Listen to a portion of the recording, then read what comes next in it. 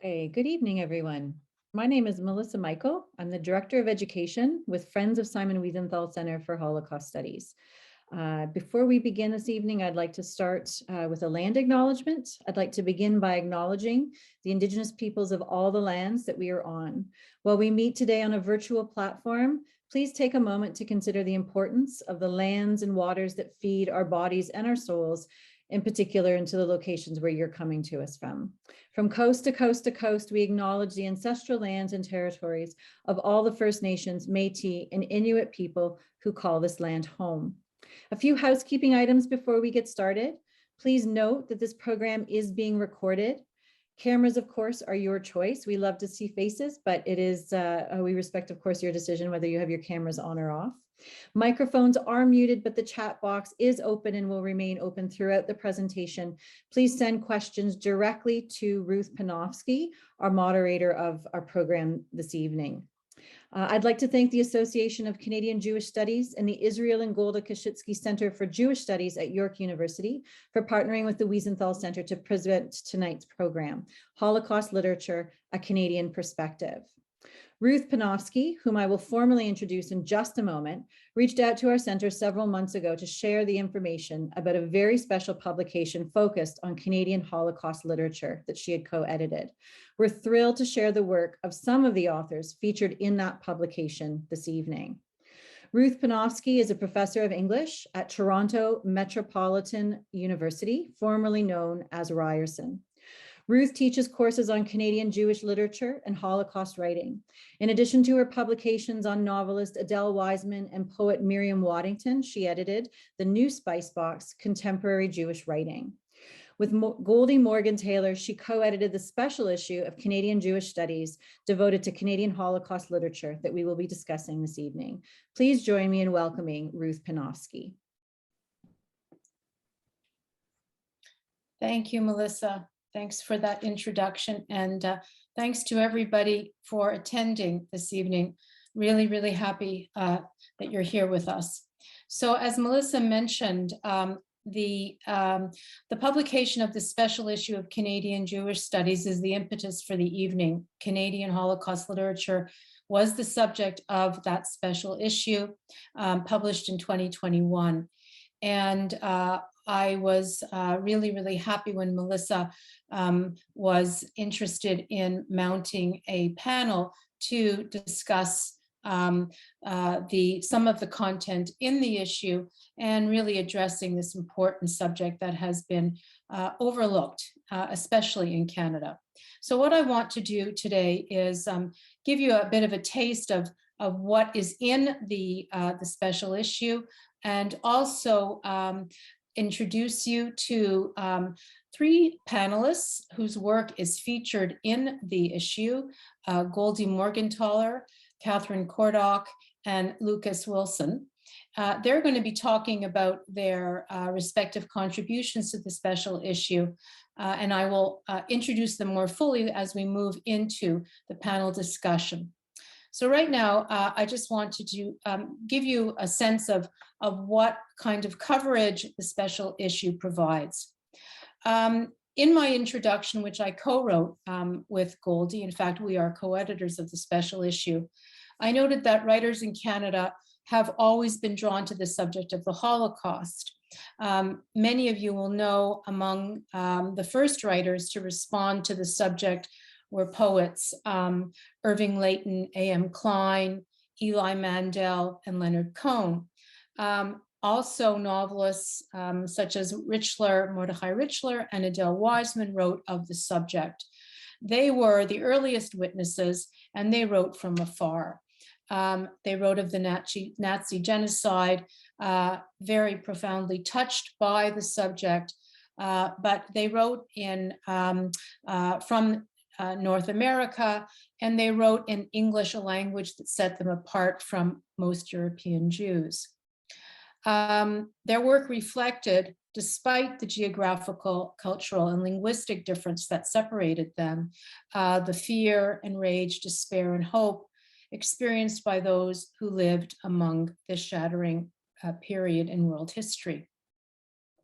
So this earliest group of writers was followed by a subsequent wave, each of whom had experienced Nazi persecution and later found refuge in Canada. Among them, and I'll just list a few, were the Galician-born poets Melch Ravitch and Rachel Korn. Ravitch escaped to Australia, Korn fled to the Soviet Union, and both eventually emigrated to Montreal and wrote in Yiddish. Novelists of that generation included Henry Kreisel, who was born in Vienna, escaped to England, and then settled in Canada. He was interned in New Brunswick before settling in Edmonton, Alberta. Among that generation was Chava Rosenfarb, who Goldie Morgentaler is going to talk about, and two others worth mentioning are Monique Busco, the subject of Catherine's work, and Régine Robin, both of whom went into, Busco left her native Vienna, Régine Robin left Marseille. They both went into hiding during the war, and they subsequently settled in Montreal and wrote in French. Literary explosion around the subject of the Holocaust really grew exponentially as children of survivors came of writerly age. And I'm name dropping here, and there are many, many writers who I cannot mention.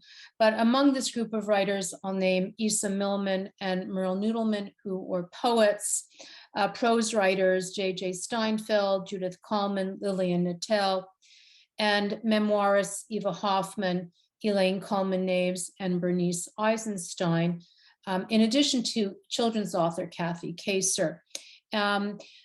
Millman is also a memoirist. Most recently, she published Afterlife just last year. And the latest child of survivors to write a memoir is Marsha Lederman of the Globe and Mail. Her work called Kiss the Red Stairs is being released next week, in fact. So this is, of course, a catastrophic event, as one critic says, persistently defies closure. And as a result, it calls out to subsequent generations of writers. Holocaust narratives remain a crucial agent of remembrance among those writers of subsequent generations. I'm thinking of Alison Pick, whose memoir, Between Gods, published in 2014, was raised Anglican in Kitchener, Ontario, discovered as a teenager that in fact her father's suppressed history showed that he was Jewish and lost European relatives during the Holocaust. Menachem Kaiser's Plunder, a memoir of family property and Nazi treasure, just published in 2021. Gary Barwin's award-winning novel, Nothing the Same, Everything Haunted, The Battle of Muttle the Cowboy, published also just last year. These are works that feature the Holocaust and the writer's direct connections to them. There are numerous writers through the ages who are not directly touched by the horrors of the Holocaust, but treat it, invoke it as a subject.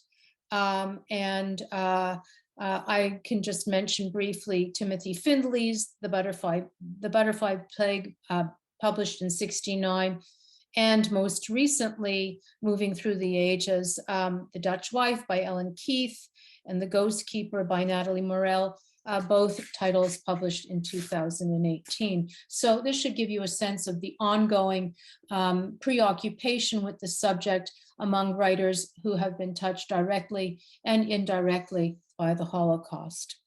So this is, of course, a very limited overview, which I touch on in the introduction. It excludes survivor memoirs. For example, the special issue does not address survivor memoirs such as those published by the Azrieli Foundation. But this overview is enough to suggest the degree to which the Holocaust has informed writing produced in this country from the mid-20th century onward. What is striking and what is really the impetus for the production of this special issue is the fact that despite this work, there is a relative lack of scholarship aimed at the Holocaust focus of so much Canadian writing. And this is very much unlike the US, where the study of American Holocaust literature is a separate and established field of scholarly inquiry. In Canada, that's not the case. The field is very much an emerging field, and Holocaust writing has yet to receive sustained scholarly attention. As one critic, Jordan Anthony Berard, noted in 2016, and I quote, "As of yet, no work of criticism has attempted to examine a comprehensive body of Canadian Holocaust literature, leaving this area of Canadian literature largely unexplored. The work that has been done on Canadian Holocaust texts tends to focus on the work of a single author, on works within a single literary genre, or on works from a certain period of time." And so this special issue is meant to mark really the importance of the subject. And it's also a landmark first ever gathering of scholarly articles that treat Canadian Holocaust literature. I think it's fair to describe it as a singular achievement in bringing together 9 articles in English and in French by scholars situated in Canada and in the United States. The issue seeks to investigate, in no way is it comprehensive, but nonetheless does seek to investigate literary work across a range of genres, and we hope will further galvanize scholarship on the subject of Holocaust writing in Canada. So although we have 3 of the writers, contributors present this evening, there are in fact 9 contributors. I think Norman Raven is in the audience. I saw his name as I was scrolling down earlier. He has contributed one of 2 articles on the prose of Chava Rosenfarb. There are, in addition, 2 articles on fugitive pieces, which arguably is the best known of all Canadian Holocaust novels. And so the special issue features 2 articles on that text. In addition to 2 articles on Rosenfarb, there is an excerpt from her novel Letters to a Brusha in English translation. A piece on the co-authored memoir by Eva and Rudolph Rodin, an article by Lucas Wilson, which he'll discuss, on Bernice Eisenstein's graphic memoir, I Was a Child of Holocaust Survivors, Catherine Khordoc's essay on the essays of Monique Busco, an article by Joanna Krongold on Canadian Holocaust literature for young people that is as much a study of specific texts as it offers a survey, a really valuable survey. And then, of course, we conclude with an article on Holocaust-related work by poets Louise Dupré, Chuto Patos, and Erin Murray. And so this is just some of the kind of exploratory and exciting material that you'll find in the special issue. I invite you to investigate it further, and I'm sure you'll be inclined to do so after you hear from our 3 panelists this evening. I also hope that you'll have questions, post them in the chat, and I will gladly send them out into our panel. So first to speak this evening is Goldie Morgentaler, who is a professor of English at the University of Lethbridge, where she teaches 19th century British and American literature. Professor Morgentaler is the translator from Yiddish of English to English of much of Chava Rosenfarb's work, including Rosenfarb's epic 3-volume Holocaust novel, The Tree of Life, a trilogy of life in the Lodz Ghetto. Her translations have won several awards, and most recently a Canadian Jewish Literary Award for her edition and translation of Rosenfarb's book of essays entitled Confessions of a Yiddish Writer. She's a former language columnist for the Montreal Gazette.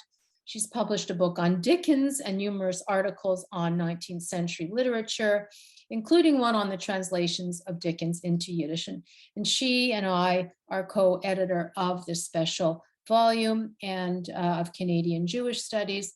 And I'm now happy to give over to Goldie. So over to you, Goldie. Thank you very much, Ruth. And I'm going to share the screen and forgive me, I am technologically not adept, so I hope it works. Can you all see that? No, Is that, can everyone see that? now we can. Okay, great. Okay, hello everyone. I'm going to be speaking to you today about Letters to a Brusha, which is the last unpublished novel of Chava Rosenfarb, the Yiddish language novelist, who is most famous, as Ruth said, for her epic 3-volume novel called The Tree of Life, a trilogy of life in the Lodz Ghetto. That's the cover of the book. Which is based on her own experiences of incarceration in that ghetto. Rosenfarb also survived the concentration camps of Auschwitz, Sasol, and Bergen-Belsen. In 1949, she married another Holocaust survivor, Henry Morgentaler, and the two of them settled in Montreal, where she began to write in earnest. She was a hugely prolific writer. By the time she died in 2011, Chava Rosenfarb had published 3 multi-volume novels, 4 collections of poetry, numerous short stories and essays, as well as a play, The Bird of the Ghetto, an extract of which was just performed this past Tuesday by theater students at Ursinus College in Philadelphia in honor of Yom HaShoah. The vast majority of Rosenfarb's work was written originally in Yiddish, but much has been translated, and I am the primary translator of her work into English, and I'm also her daughter. All of Rosenfarb's novels deal with the past, which for her meant the Jewish, Yiddish-speaking Poland of her youth, the Poland that she saw disappear before her eyes during the 4 long years that she spent imprisoned in the Lodz Ghetto, and the final year that she spent in the concentration camps of Auschwitz, Sasol, and Bergen-Belsen. And this is a photo of the Lodz Ghetto with the famous wooden bridge that also appeared in the on the cover of the book, The Tree of Life. You can see the bridge connected the 2 sides of the ghetto. You can see the barbed wire on either side. And in between was a regular Polish street, as you can see, with trams going back and forth. So because of her experiences during the war, Chava Rosenfarb became a writer with a mission. And the mission was to recreate the lost world of Polish Jewry in her novels, to chronicle and memorialize a community that no longer existed because it had been so cruelly annihilated. While all 3 of Rosenfarb's novels, The Tree of Life, Bochani, and Letters to a Brusha, were written in Montreal, they are all set in Poland, and specifically in the city of Lodz, which was her hometown. And just to ground you here is Lodz, not that far, as you can see on the map. This is a map that is no longer obviously working. It's from 1945, but this is the Lodz in Warsaw. Krakow's down here, and then here is a city that's much in the news nowadays, Lvov, or now Lviv. For the special issue on Canadian Holocaust fiction that I worked on with Ruth Panofsky, I chose an excerpt from Rosenfarb's last novel, which is called Letters to a Brusha. The excerpt is entitled Binala Gives Birth, and it describes the birth of the heroine of Letters to a Brusha in the Lodz factory, where her mother works as a stopperke, which means a mender of faults in fabric. I'm just going to stop this here. Like Rosenfarb's other work, Letters to a Brusha deals with the Holocaust, but it goes further than the earlier trilogy, The Tree of Life, in describing the death camps of Auschwitz, Sasol, and Bergen-Belsen. The Tree of Life had ended with the liquidation of the Lodz Ghetto. It says nothing about the camps because Rosenfarb did not have the courage, while her memories were still fresh, to describe the hell that she experienced there. In Letters to a Brusha, she does not hesitate. nor does she turn away from describing the horrors that took place in those camps. But the novel does not start with the war and is not initially concerned with it. Instead, it begins with the war's immediate aftermath in the Bergen-Belsen displaced persons camp, where the book's heroine, Miriam Poland, of course, for Poland, right, is recovering from the typhoid fever she contracted in the camp. Miriam learns that Brusha, a man who had been a close family friend before the war, is alive and recuperating from a serious illness in a hospital in Bernau, Germany. She begins to write letters to him. The rest of the novel unfolds in flashbacks as Miriam recounts the story of her life in these letters to her friend, beginning with the courtship of her parents in Lodz in the period immediately after the First World War. One of the episodes that Miriam recounts is that of her own birth. The extract Binala gives birth is that account. I chose this scene for inclusion in this special issue, not only because it is dramatic in itself and can stand on its own without requiring too much exposition for those who have not read the novel, but also because it fuses two of the main themes of the pre-war part of the narrative, namely the flourishing cultural and political life of Jewish Lodz between the two world wars, and the workaday existence of Jewish textile workers, who often labored in factories owned by Jewish bosses. Binala, the woman who gives birth in this excerpt, is one of these textile workers. Both Binala and her husband Yaakov are members of the Jewish Socialist Bund, a political party that played a large role in Jewish political, cultural, and social life in Poland in the interwar period. The Bund emphasized Yiddish as the language of the Jewish people. The first half of Letters of Brusha deals with the everyday life of a young woman growing to maturity in Poland before the Second World War. In its focus on the fate of one family, the novel highlights the deep politicization of the Jewish community of Lodz, as well as the constant battle with Polish anti-Semitism. I like the scene depicted in Binala Gives Birth because it ends on a hopeful note. Everyone behaves well, and the ending seems to signal a kind of rapprochement between the workers and their bosses. That this harmony will soon dissipate, turns this account of a birth into a glimmer of hope, illuminating the dark background of Jewish life in Poland during the 1920s and 30s.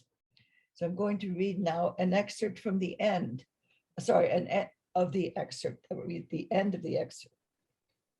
Binala's daughter arrives on a red carpet of blood, born on a heap of material woven at Mr. Moskovich's textile factory, a truly proletarian daughter.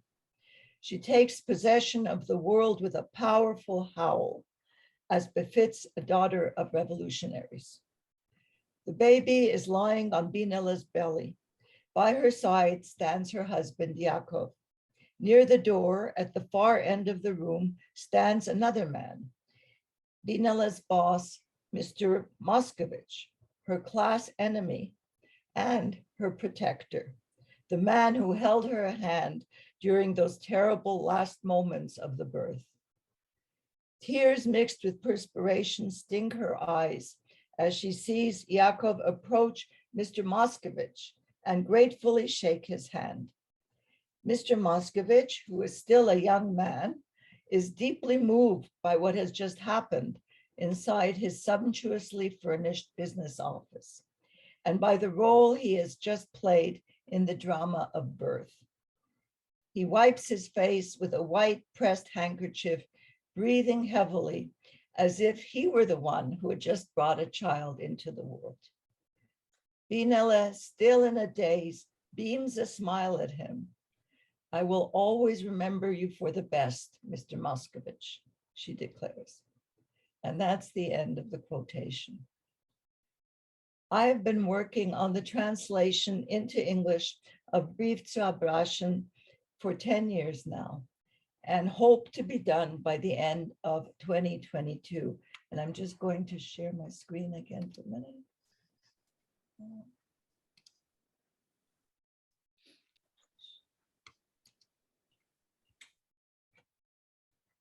Before she died, I promised my mother that I would translate this novel and tried to find a publisher for it. Many things have slowed down my progress, but as I speak to now, I am closer to the end than to the beginning.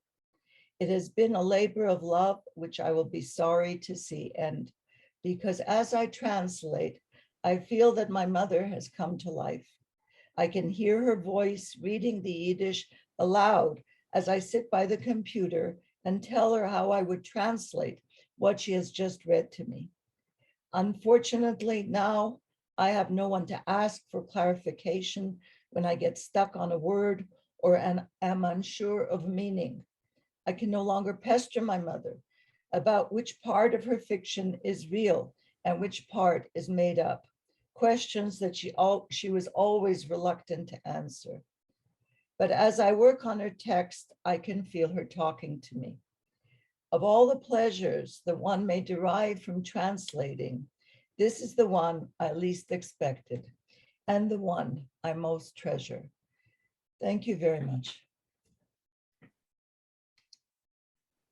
Thanks so much, Goldie. That's terrific. Okay, so now we're going to move on to Catherine, who has a wonderful essay on the work of Monique Busco in this special issue.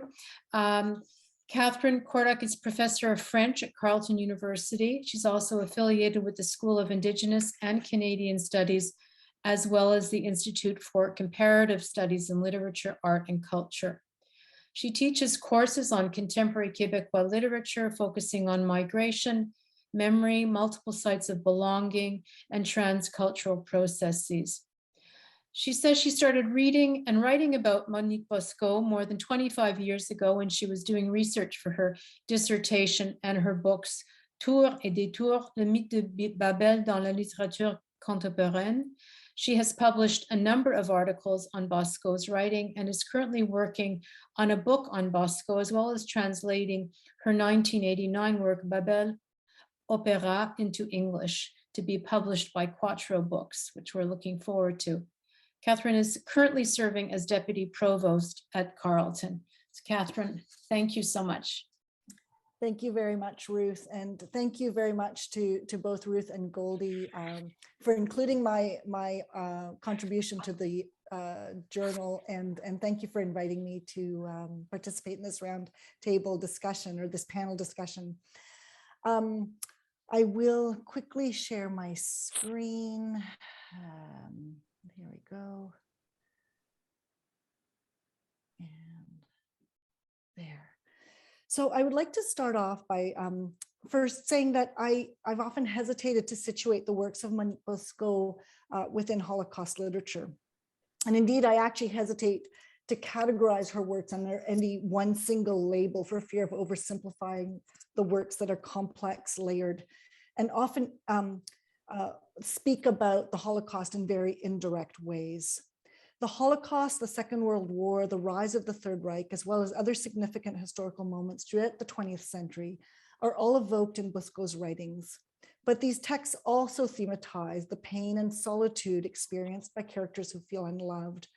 They talk about the marginalization of being Jewish in France and in Quebec, the dual identity that emerges from having parents of different faiths, and the complicated relationships between women, and in particular, mothers and daughters. Hence, the difficulty of labeling this body of work or even any single text. And so I propose then to consider the literary work of Monique Busco through the lens of lamentation. And in one of the very rare interviews that the Francophone author Monique Busco ever granted, she admitted that lamenting was a bit of a sport for her and one that she practiced frequently. And she concedes that the lament is the genre that best characterizes her work and that she was never short of inspiration. There was much in the world for her to lament as far as she is concerned. And of course, this comes through in her characters.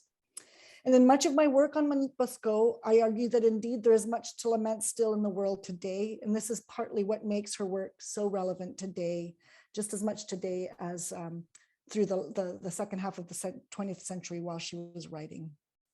Her works of poetry, prose, and nonfiction, and one play are indeed quite somber and pessimistic, but also beautiful and poignant in terms of the stories that are being told, as well as the way they are being written. And I will speak about that in just one moment. So who was Monique Busco? She was born in Vienna in 1927, and at the age of 4, she and her family left Austria to settle in Paris. This was a move that coincided with her parents' divorce, and she grew up raised mostly by her mother. She quickly learned to speak French and deliberately forgot all traces of her native German, initially because it marked her as different among her schoolmates, and later, of course, because of the tragic events of World War II. Fairly soon after the war broke out, the family left Paris and settled in Marseille, where they stayed throughout the war. And Busco herself lived several years in hiding to avoid deportation. She was a teenager in these years, and in many of her books, she evokes the suffering of characters who are not able to go to school and who live in fear of being deported simply because they've gone out for a walk. And in the early 1940s, Monique Busco was baptized. She made up for the lost years of schooling when she arrived in Montreal, and that was in 1948. She was admitted into a literary studies program at the Université de Montréal, where she eventually obtained a PhD in French literature.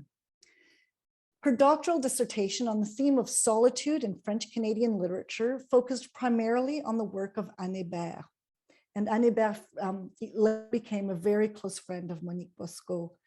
And I'd like to just remind everyone that in the 1950s, it was actually quite rare for people to do a PhD in Quebec or in Canada, because often people were going to Europe or to the United States to undertake doctoral studies. And it was actually even more rare for somebody to focus on French-Canadian writing in the 1950s. She spent a few years working as a journalist and then eventually took up a position at in the Department of French at the University of Montreal, where she taught French literature courses, teaching works written by women, mostly Colette, Nathalie Sarraute, Georges Sand, Hélène Cixous, and was also one of the pioneers of the creative writing program at the University of Montreal, where many Quebecois writers who are currently writing had the opportunity to study with her. And so she lived in Montreal from 1948 until her death in 2007, and she is buried at the Cimetière Côte des Neiges. So a few words about her work, her literary work. She wrote more than 20 books, including poetry collections, short stories, novels. And at the end of her life, in the last 10 years of her life, she wrote 6 autobiographical essays. Only 2 were published in France, the rest were published in Quebec. And only one to this day was translated. Lot's Wife was translated by John Glasgow in 1975. Her first novel was published in 1961, Un amour maladroit. It is indeed a work of fiction, but with threads of Busco's personal trajectory woven within the plot. Her immigration from Austria to France, the displacement to the south of France, the years in hiding, the immigration to Canada. And from this very first publication, Monique Busco sets the tone that will dominate all her works. And the title, which this book hasn't been translated, Un amour maladroit, I would argue could be translated as an awkward love, perhaps even an inept love. And the opening quotation, which you see here on the slide, explicitly mentions lamentation and references the Western Wall in Jerusalem, which in French is known as the Mur des Lamentations. And here, I didn't translate it, but essentially what she's saying is lamentation is the only thing that is possible to bring her some kind of consolation for all that's going on in the world. She continued to publish at a fairly regular, so this book was published in 1961, and then she continued to publish almost every 3 to 4 years. And the last work came out only 1 year before she passed away, a work of nonfiction titled Ces gens-là, in which she reflects on the war in Iraq, tying it into reflections about World War II and notions of just wars and the problem of evil. And I will put up, actually I can put that up now, some of the titles I'm mentioning. Busco's books received significant recognition through various awards and honors. She won the Governor General's Award in 1970, the Prix Alain Grandbois in 1992, and in 1996, one of Quebec's most important literary awards, the Prix Athanase David, which recognizes an author's life's work. Her works have been regularly reviewed in mainstream press and literary magazines, but I would argue that they have not received the critical attention that this work deserves. There are, of course, some articles published, but she's not very often studied at university, and there are no book-length study. And so something I hope I will remedy if I ever get this book done. Some of the elements that I believe are distinctive and evocative in her writing, in particular, is her use of biblical and classical myths to tell modern stories. She's also often referring to other writers, historians, journalists, philosophers, which reflect Busco's erudition and her broad range of interests. And I'll just mention a couple of examples. So Lot's Wife, which is the one book that, that has been translated, is the story, of course, the story of Lot's wife in the Bible speaks of the destruction of Jerusalem, and the author of, pardon me, I'm just getting confused in my notes here. The story tells of Lot and his wife who were allowed to escape the burning Jerusalem, but with instructions that they were forbidden from looking back on the city in flames. But of course, in the story, in the biblical story, Lot's wife does look back and she's turned into a pillar of salt.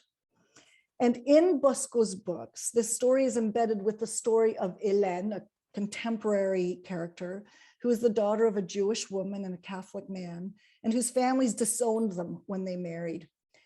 And Hélène's wife is riddled with tragedies, but in this book, she gives herself permission to look back.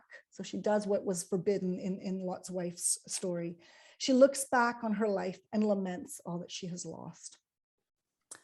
In another example, Babel Opéra, it's one, to my mind, one of her most original works, where she intertwines biblical excerpts with modern day replies by the female protagonist named Miriam. And she tells the story of Miriam's integration into French society, her marginalization by her classmates because she was German, or a German, they thought she was German, of course, not realizing she was Austrian. Her refusal to wear the Star of David in France during the war, and the family members who mysteriously were disappearing during those years. And I would say the Holocaust is present in her works of fiction, but only in very subtle and nuanced ways, with very vague references to a character's inability to attend school, to the missing relatives or the broken family lines. And I think that in some ways, it's very easy to miss the references to the Holocaust in her works because they are so discreet and hidden.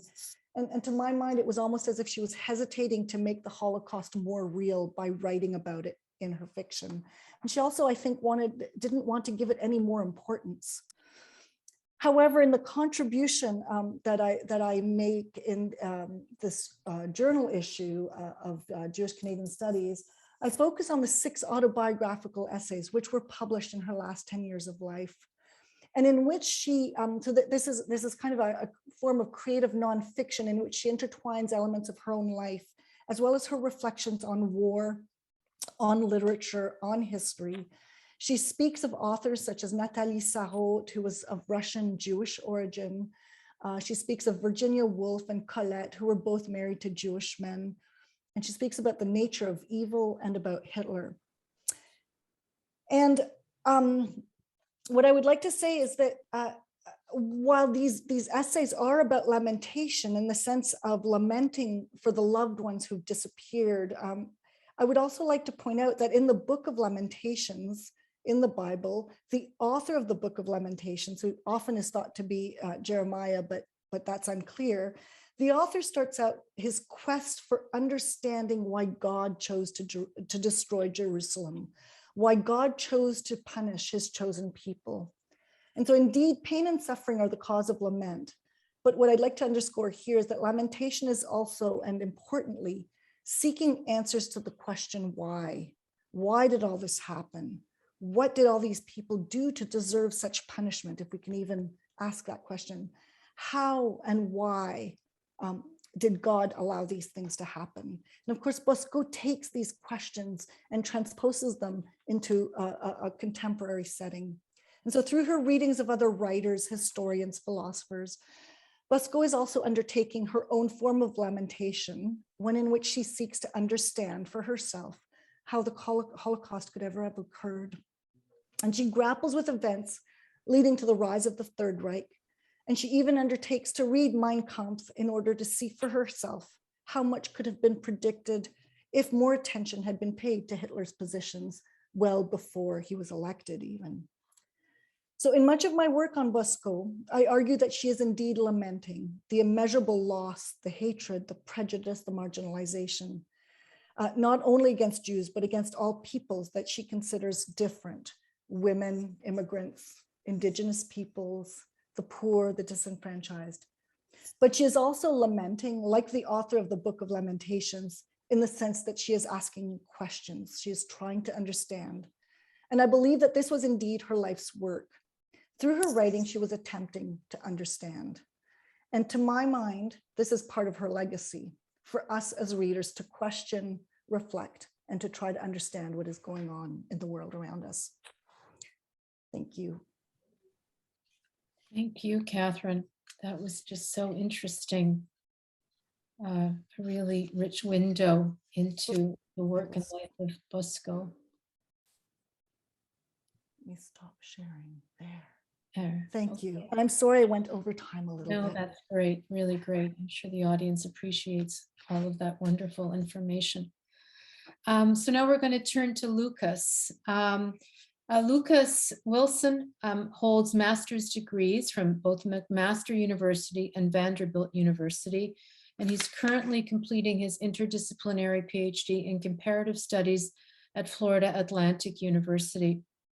His scholarly work has appeared in Canadian Jewish Studies and Flannery O'Connor Review, and in edited collections published by the MLA, SUNY Press, and Dio Press. He's got an article forthcoming in the Journal of Jewish Identities, and a forthcoming book chapter about Liberty University's Gay Conversion Therapy Program to be published by the University of Alabama Press. Lucas is a sessional lecturer at the University of Toronto. He's going to talk about Bernice Eisenstein. So over to you, Lucas. Thank you so much, Ruth, for that introduction. And thank you, Ruth and Goldie, for including my work in this fabulous special issue. And before I start, I also want to thank Catherine Khordoc of Cornell University for her keen insight and willingness to read my piece well before it was published. Kathy helped shape this article into what it is today. So I will now share my screen, if I can figure this out. Okay, is that visible? Yes. Phenomenal, thank you. Okay. Bernice Eisenstein's rich and multifaceted I Was a Child of Holocaust Survivors is a second-generation Holocaust graphic narrative. That is a semi-illustrated story about a Canadian child of Holocaust survivors. Set in Toronto and the suburbs thereof, I Was a Child of Holocaust Survivors details what it was like growing up in a home defined by Holocaust trauma and loss, and how the author, Eisenstein herself, navigated her relationship with her survivor parents. Also adapted into a short film, which we may or may not have time to watch later in this presentation. The novel takes up a number of second-generation themes and issues, including but not limited to growing up surrounded by survivors, an obsessive search to know more about the Holocaust, one that she refers to as an addiction, the continual presence of absence, feeling eclipsed by her parents' Holocaust experiences, and post-memory. Oops, a doozy. There we go. Post-memory, a term coined by Marian Hirsch, is defined as, quote, the experience of those who grow up dominated by narratives that preceded their birth, whose own belated stories are evacuated by the stories of the previous generation, shaped by traumatic events that can be neither understood nor recreated, end quote. Post-memories are, of course, not actual memories, for how can one in practical terms assume the memories of others? Rather, post-memories are, as Eva Hoffman explains, quote, emanations of memories, unquote, those which smell, feel, taste, and look like memories, but in experiential terms are not yet function as if they were. For Eisenstein, her parents' memories of the Holocaust eclipse her own life experiences. The vast majority of the narrative centers on her parents, their friends, her relatives, and their Shoah experiences, which leaves Eisenstein little room in the text to talk about herself beyond her relationship to the Holocaust. She makes only passing mentions of her time in elementary and high school, going on dates, living in England for 3 years, her first marriage, a divorce, spending a year in Jerusalem, her second marriage, etc. These significant life-defining milestones and periods in her life are quickly glossed over to make room for how her post-memory shaped her throughout her life. Eisenstein represents her post-memories in multiple ways, but even if we are to look at just the novel's cover, we are offered insight into her post-memorial connection to her parents and their traumatic pasts. Here we can see a depiction of Eisenstein as a child holding a baby doll with 2 shadows cast behind her, 3 aspects of the cover that speak to her post-memorial subject position. First, the choice to represent herself as a child here, in line with much of the novel itself, where she is depicted as a child, speaks to the ways in which Eisenstein is stuck in an infantile position, so to speak, in a regressive state of post-memorial struggle that precludes her from individuating apart from her parents and from moving beyond the traumas of her childhood. Indeed, throughout several sections of the narrative, Eisenstein speaks in the historical present, a narrative strategy that not only situates readers in the past for the effect of greater immediacy, but also that which gives voice to Eisenstein, how Eisenstein occupies a precarious temporality, an unclear division between her childhood and adulthood that seemingly disallows her to move beyond the post-memories of her youth. It thus makes sense why she includes the Charlotte Solomon quote in the beginning of the story, quote, "You must first go into yourself, into your childhood, to be able to get out of yourself," end quote. I Was a Child of Holocaust Survivors makes clear that Eisenstein, well into her adulthood, is in a continuous search for herself, a search that seems to be still underway and one that muddies the distinction between the past and the present. Second, her holding a baby doll can be understood as her desire to be cared for in a way that she never was in her childhood. This, of course, is not to say that she does not feel loved by her parents, for in fact, she explicitly details the fierce love that she feels from them. But this is to say that that their love was not communicated in a normative way, not to mention how she describes recurrently feeling secondary to her parents' survivor friends who receive more attention than her. And third, the shadows trailing behind her, those which appeared to be her parents, suggest that the shadows or the ghosts of her parents in various ways become her shadows or her ghosts, those which trail behind and haunt her. In fact, she even says early in the narrative, quote, "I have had to create their shadows for myself," end quote, before going on to say, quote, "I had been shaped by the shadows of my parents' past," end quote. That she both created their shadows for herself and was shaped by the shadows of their past speaks to the very nature of post-memory. The inherited traumas and embodied experiences of children of survivors are not only informed by what is revealed about their parents' Holocaust past, but these post-memories are also imaginatively created by the children themselves in attempts to fill in the narratival gaps that need to be filled in order to flesh out and come to terms with what exactly happened to their parents during the Shoah. Unfortunately, I do not have time to offer a detailed treatment of Eisenstein's work, but I will discuss one specific element of the story, the role of clothing, specifically hand-me-downs, which is the focus of my article included in the special issue of Canadian Jewish Studies. And here's a few images that are included in the text of the clothing in question. I examine Eisenstein's depiction of hand-me-downs and how she uses clothing to address her post-memories throughout the narrative. At first, it may seem odd to suggest that fashion can be an avenue for Eisenstein to address her post-memory, but as Victoria Ahrens explains, material belongings like clothing inherited from survivors, quote, take on magical storytelling properties exactly because they embody an imagined presence against the realities of absence, end quote. Indeed, Eisenstein's memoir demonstrates how hand-me-downs furnish her with stories and thus a sense of connection to her deceased father and his Holocaust experiences. Hand-me-downs function as tangible links that she uses to bridge the gaps between herself, her father, and his past. However, as much as these hand-me-downs allow her to address her post-memories, they also reinscribe her inherited traumas that stem from her father's Holocaust past. Eisenstein's work traces the traumatic narrative threads of her parents' lives through the physical threads passed down to her, and thus serves as a generative example of how the second generation's relationships to such clothing often reflect how they inherit and are quote unquote dressed in, how they're quote unquote dressed in their post memories. After her father's death, Eisenstein no longer has access to her paternal connection to the Holocaust. Hence, her belated connection to the Shoah becomes all the more tenuous as she tries to come to terms with her father's past. Providing her a way to relate to her father's traumatic experiences, hand-me-downs, those which are physical and tangible, become grounding mechanisms, modes of connection to her no longer physically present parent. I stress the word connection here to highlight the partial and ever incomplete nature of inherited clothing as a connective tool between the living and the dead. As these passed down belongings offer connection in death, they simultaneously function as markers of separation, material signposts that, as they remain unworn by their original proprietors, speak of separation because of death. To borrow a term from Bruno Latour, hand-me-downs become mediators, things that, quote, transform, distort, and modify the meaning they are supposed to carry, end quote. These mediators revive the second generation's memory of their parents, yet such items also insistently speak to the absence of their parents in their deaths, as well as, though perhaps less directly, to the great sense of loss that stems from the Shoah. Despite best efforts, children of survivors' interactions with such pieces of inherited clothing hold the potential to reinscribe the very anxieties and post-memories they seek to avoid. While Eisenstein attempts to keep alive the memory of her late father, the hand-me-downs that she uses as points of connection between him and herself become points of disconnection. Indeed, Eisenstein's text suggests that as much as they have the potential to temper feelings of loss and accompanying grief, such material inheritances have the death-dealing power to amplify and exacerbate the circulation of negative emotions that stem from the death of her survivor parent, along with her fraught relationship to the Holocaust.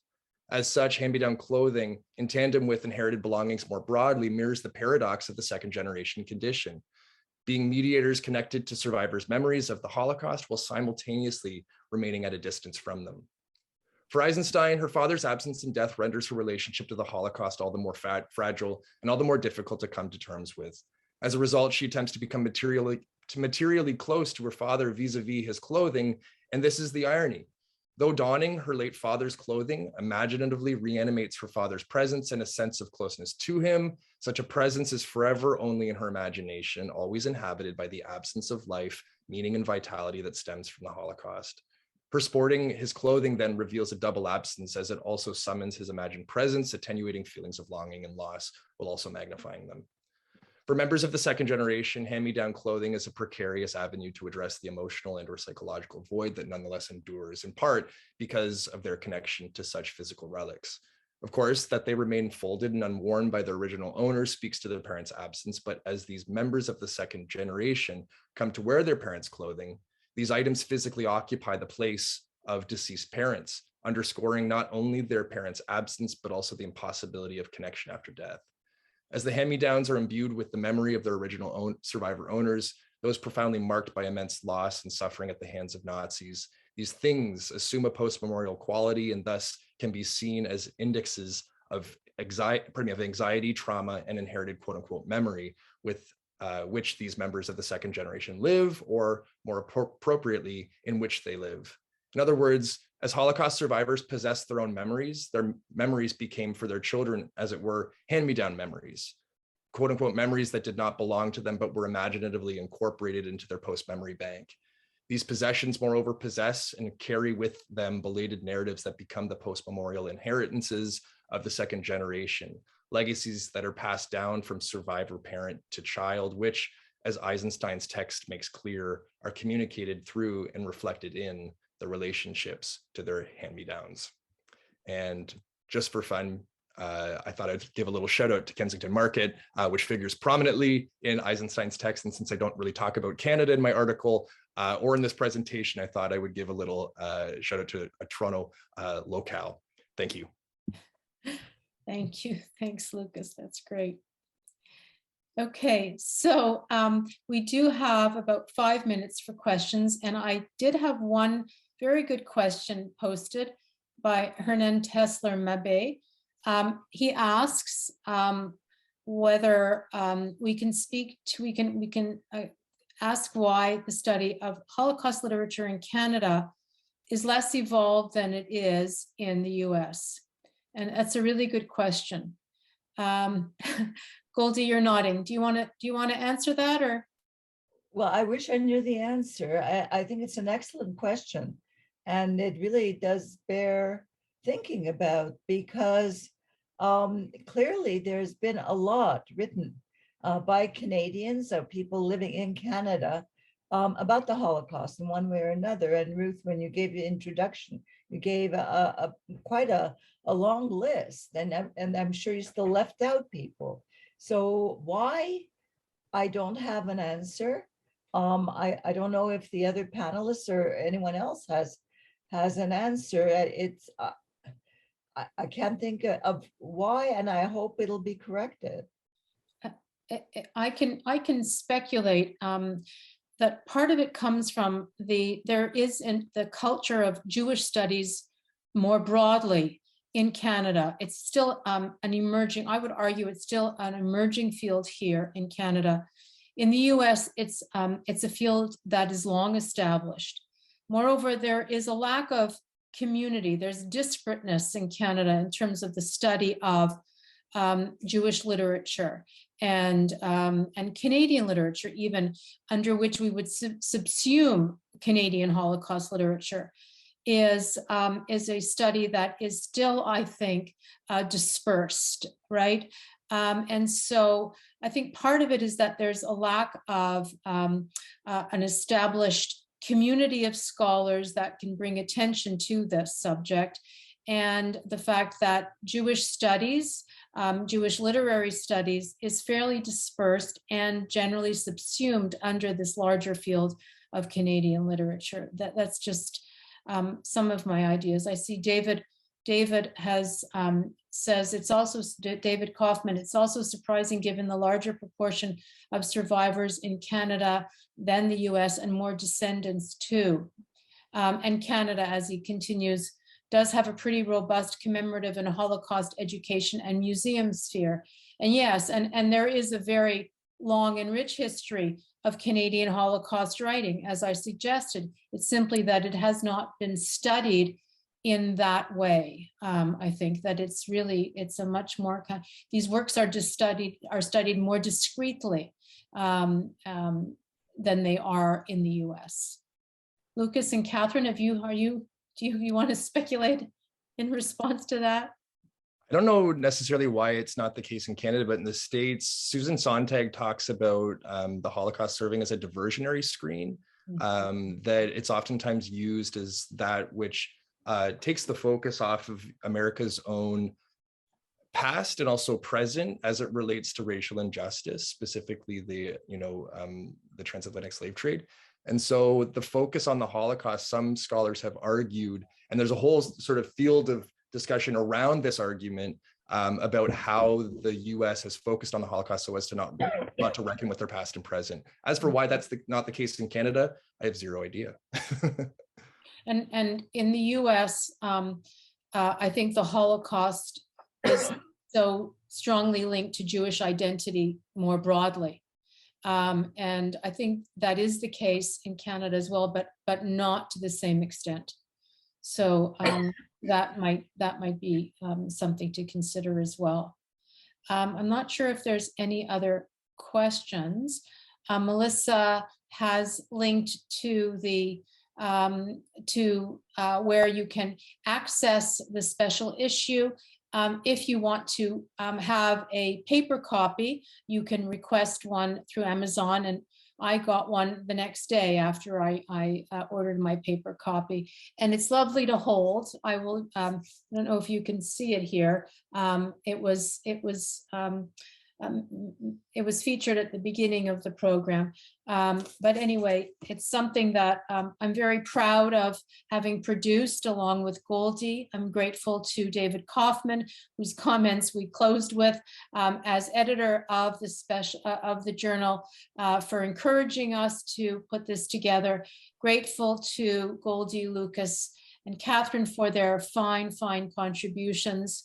And to the other contributors, Norm, if you're still there, thank you very much for your work on Rosenfarb, and Dora Bruder, a complimentary novel that you read in tandem with Rosenfarb's prose. So it's 8:30. We've come to the end of our program. We've managed to stay on time, and I want to thank you all for attending.